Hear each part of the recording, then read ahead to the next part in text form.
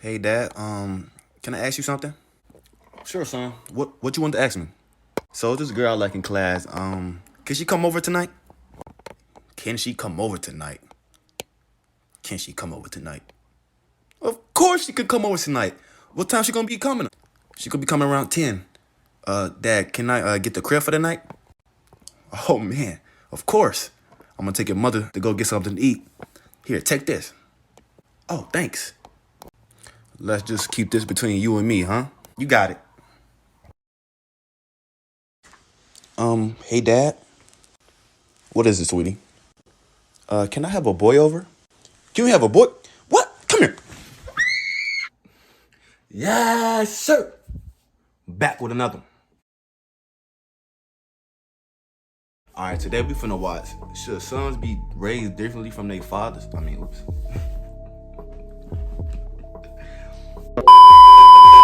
Today we finna watch. Should sons be raised differently from their daughters? Wait, what? Today we finna watch. Should you raise your son and daughter differently? Now, it's a YouTube channel named Jubilee. And what they do is bring people from different races, different cultures, different ethnicities, different backgrounds. They bring them together and have a friendly debate. And today's debate is, should you raise your son differently than your daughter? Now, I know that little double standards thing kind of sucks. You probably seen a little skit in the beginning. But that's just how shit be. But that shit tough. But we finna hop straight into it though. And if you got any thoughts about what they talking about, just leave them in the comments below. Let's hop into it. Everyone in the video is testing. We had this brilliant idea. Let's get a place together. But my dad's not cool with it. Human nature is like, if they're living together, they're gonna hook up sexually. That's fair. But at the same time, you never know. But come on, man. That's bound to happen though. But it's a tough situation though. I'm 20 years old. I'm Gabriella. I'm 20 years old. My name is Lali. I'm 14. And I'm really excited to have this conversation with my dad today. I'm pretty excited to talk to my dad about certain things, deep conversations. I feel a little bit nervous to talk to my dad today. Yeah, shit's tough. My relationship with my dad is good. We've been through a lot of stuff together.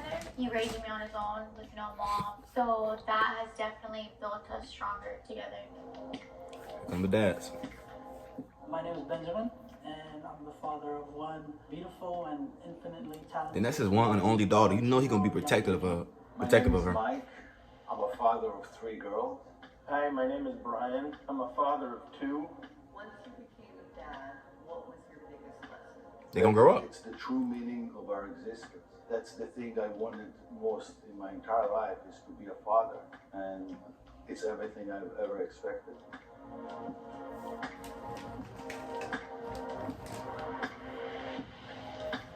We brought together father and daughter to spark a dialogue about their relationship. I'm Gabriella, and this is my dad, Mike. I'm Mike, and this is my daughter, Gabriela. My name is Benjamin, and this is my beautiful daughter, Sila. My name is Lali, and my dad is... Yeah, she kind of nervous. Hi, I'm Rihanna. This is my dad, Brian. This is my daughter, Rihanna. She said, "This is my daughter, Rihanna." The left, fathers, please go to the right. Step forward if you agree with the statement. Daughters must be raised differently than sons. I agree with that. Like the same morals, It's not so much because of them, but because of the society we live in. Exactly. But I know if I had a 14-year-old boy and I wanted to send him out to the corner store, I would feel pretty confident in doing that. But for my daughter, it's a different situation. It's not our fault. It's because of society, like I said. I agree. 100% agree. To be more careful. She's very strong and capable of, defending herself in a lot of ways. But at the end of the day, She's not as big and strong as a dude. yeah, not. and I'm going to worry about that. So because of that, I feel I have to be more protective of her. I agree. And defend her. I agree. That's exactly the same thing. exactly the same thing. Cause I want a daughter too when I grow up. I want a daughter. That's So crazy. I don't have a son. I only have daughters. But if I had a son, I don't think I would raise him any differently. The type of scenario that you're talking about, I completely agree. But I think this world is dangerous for Both ways though. female. But I mean, the One skin time I color was in though. the 8th grade, and I guess I didn't tell my dad I was going to City Walk with my friends, and I didn't come home till like midnight or 11 p.m. and the cops were like all over my block. I dialed 911. I say my daughter's gone. I don't know where she's at. She doesn't answer her phone. If it was my brother, because he's 3 years older than me, so at the time I was like 14, he'd be 17, my dad would be like, eh, whatever. And he again, you calls me, 14 but though. You if it's me, it's not like, in oh the my house God, at 12? My daughter's missing. I think he can be a little overprotective when it comes to like having friends that are guys. I think he assumes a lot, and I think he should just assume. But then he a guy though. He know what dudes like. Come on, bro. We not. Friendship. There are no guy friends. No, I'm just kidding. I wouldn't let any boys in our apartment, Burbank, especially not in your bedroom. You know. And my best friend is a boy. We're very, very, very close. And we're both in between housing situations right now for when we go back to college. We had this brilliant idea. Let's get a place together. We're best friends. We hang out 24/7. My dad's not cool with it. I'm just not going to challenge it. He look mad as hell. No reason to. Why aren't you cool with it, if you don't mind me asking? Because I think there's a place and a time for everything, and I don't think that I'm ready for her to move in with a guy that I don't know. Don't know at all. Human nature is like if they're living together, they're gonna hook up sexually. Sexually. It just would never. It would never happen between. Like, there's no way, ever. Can I ask you this? Let's say you're 20, right? 20 years old. Say you have a 20-year-old son, and he was in a living situation where you wanted to have a female roommate. I think the Would you let answer. him? I think the answer is obvious. Okay, because as you said, now I'm gonna go back to agreeing with you that you have to treat it a little differently. But I think if I had a son and he was 20 and he would want to live with a girl, I wouldn't have any objection. Or would you find it weird if you had a son and he was 20 and he wanted to live with a girl and there was nothing romantic there at all? No, I wouldn't find it weird. I know how guys are. You know when they're young. Yeah, I'm saying it's They're tough though, like but you that never stuff. know. And girls like to tease. It's dangerous for chicks. I mean, they got to really watch their step. But what if we're just sitting down and we look good? Is that still teasing someone? No. You can be. Depends on what you're doing. But I feel like girls don't even try doing it intentional. Sometimes people are just good looking. If you raise them equally, then they'll learn and grow up to see each other as equals instead of like having like misogyny and stuff like that. I completely agree with that. I mean, yeah. Completely. Blaming the girls kind of puts the onus on the girls to stop that gross behavior when the onus is on the boys and the people who are raising them and the media that they're watching. Yeah, that's a fact. What would you say is the biggest challenge for you two? Probably something like communication and just understanding how I feel, and sometimes that I don't agree with things that he thinks. Recently, I decided I wanted to live with my mom because I just get a lot of intense anxiety around him, and it might be a little awkward. I struggle to communicate my feelings to my family. That's when I would have stepped forward. I don't be talking to my motherfuckers. Ugh.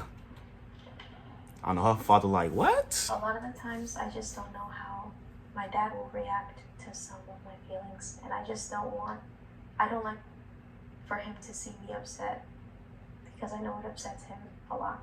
I do remember very vividly one time him telling me that whatever my energy is, he's gonna put the same energy back. I remember he told me that one time, and it kind of just stuck with me, and I always think about it. So I'm always thinking, what do I say? How do I put myself like when I'm angry and stuff? Yeah, that's real. It's tough.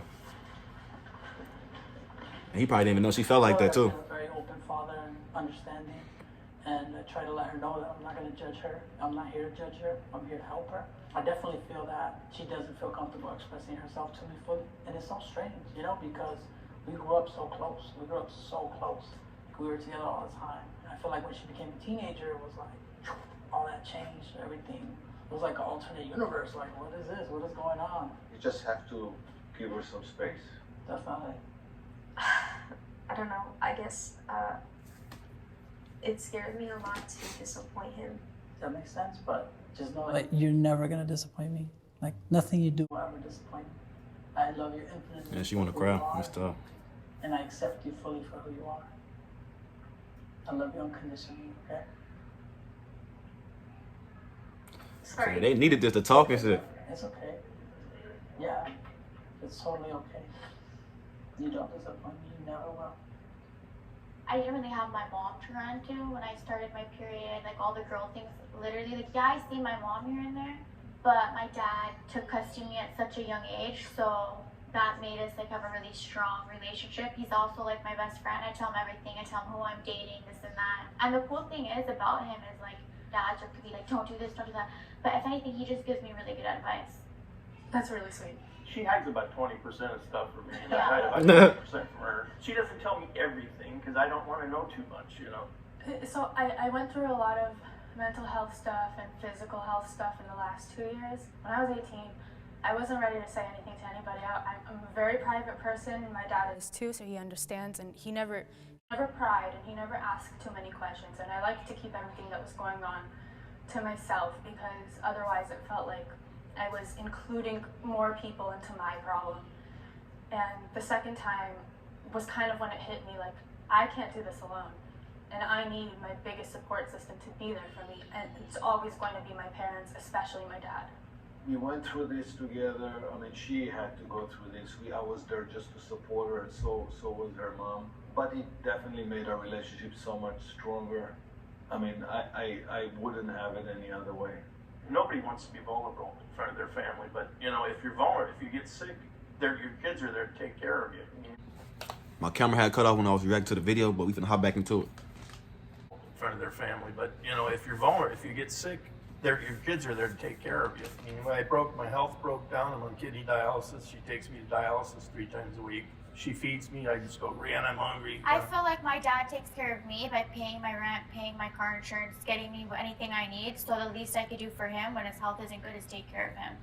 So my grandpa died 5 years ago. My dad went to go be in Israel, say goodbye to his dad, spend time with his family. But my dad was there for a month, and we didn't see him for that month. And I realized a couple years later that he went so he wouldn't have to grieve in front of us. It just made me sad that he felt like he couldn't do that. And now I understand why. I know that I'm the backbone of the family, and and I'm the only man of the house, so I wouldn't want to see myself breaking down in front of any one of my family. I don't think there was a situation that I needed to, but I wouldn't think that I'd be comfortable opening up that much. I feel similar.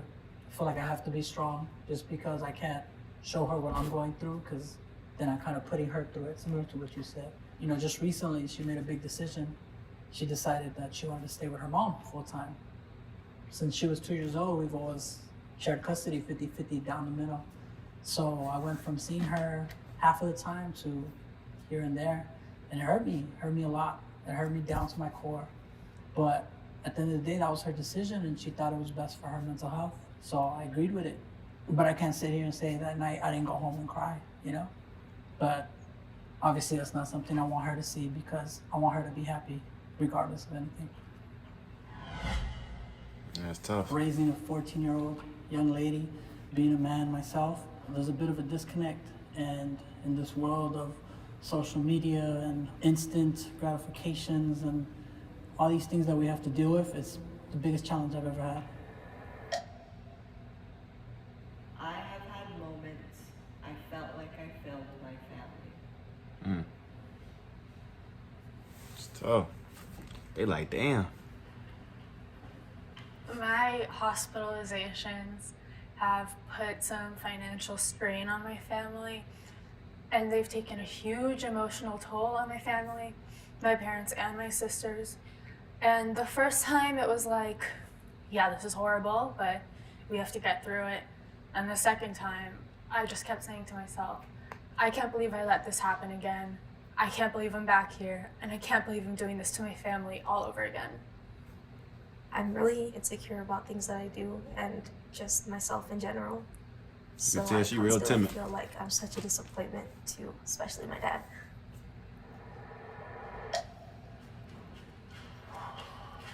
Well, the question was if you feel you failed or disappointed your family. I mean, why do you... I don't Why do think you I want- disappointed you.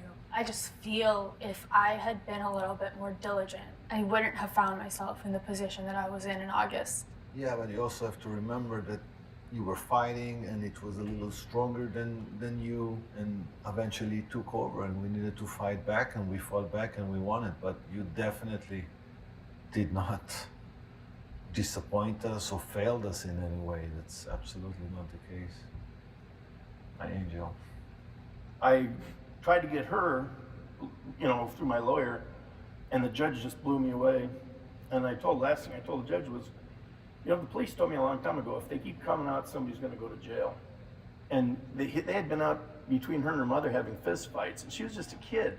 I really just needed to get out of that situation. It was just bad for me health-wise to be with my mom. I mean, I love her. She's my mom. We're okay now because we're away. Because you're apart. Because we're apart. But living with her is a different story. When you live with someone, it's different. My dad, at the time, it was such a coincidence because I was like, I just need to get out of here. She hit me in my face at that moment. I had a bloody nose. And my dad, specifically that time, got off work like 3 hours early. And he opened the door and he saw me and she went to jail. And ever since he's had custody of me. Wow. I think I probably should have sat down and failed your family, because in some ways I do feel that I did fail you. And in the way that I failed you was setting those expectations on you. When she was born, I wanted her to be so perfect. I put her in gymnastics.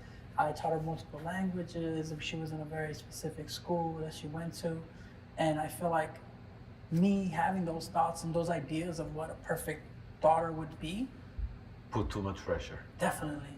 And at the end of the day, that's my fault. So I understand why she feels the way you do, but I'm sorry. I apologize to you for ever putting those expectations on you. You're great just the way you are. And I'm just happy that we're here, we're having this moment. I told my dad that we were doing this video. He had no idea what was going on, and I'm just grateful that he trusted me enough to just come, no questions asked. If it wasn't for you, I would not be the strong person I am, the outspoken person I am, or the opinionated person I am. I wouldn't have zero tolerance for bullshit, and it's all because of you that I'm able to live my life in the strongest way I possibly can. I'm going to repeat something you said because I found it beautiful and I completely agree with you, but there's nothing in this world that you could ever do that would disappoint me. What I feel towards you and your sisters is just endless love, and nothing can ever change that. I just want to say that I'm thankful that I have a dad that loves me unconditionally and obviously saved me from an abusive relationship with my mother, because if I didn't have a dad and I was living with my mother, I don't know where I would be right now. So I'm happy and thankful I have him. She's a lovely kid, and she's actually my caregiver, Right now she's not working, and she runs all my errands. She takes me everywhere I want to go and does everything for me. So I'm very proud to have her as a daughter. I guess I feel like you kind of made me strong, so thank you a lot for that. And I love you a lot too. I mean, this is cool, man. They got to really open up and talk to their parents and daughters, man. I mean, I just know after this video, like, their relationship got way more stronger than what it was. All right, that was the end of that video. I mean, this video, it wasn't really kind of like putting your perspective on their situation. It was just like, it's more of them kind of talking out like what they had going on, and then they kind of coming together in a way. But at the same time, other people that's watching the video could take from the video, like me, because like, I want a daughter. Like I always wanted a daughter when I grew up. So like just hearing like how they views on like their daughters and like putting their daughters in this light, and that's also kind of like affecting them in a way because they holding them to this high expectations. So if they not meeting them expectations you put on them, they kind of feel like you failing them. I mean, they failing you in a way. So, but I probably wasn't too much commentating on this video. I was really just kind of like taking in what they were saying, listening to their stories and stuff. But man, if you want to see the kind of like more Jubilee videos like this, more debates, man, let me know in the comment section below. And if you're new, hit that subscribe button. Hey, 300 subs on the way. And we gone.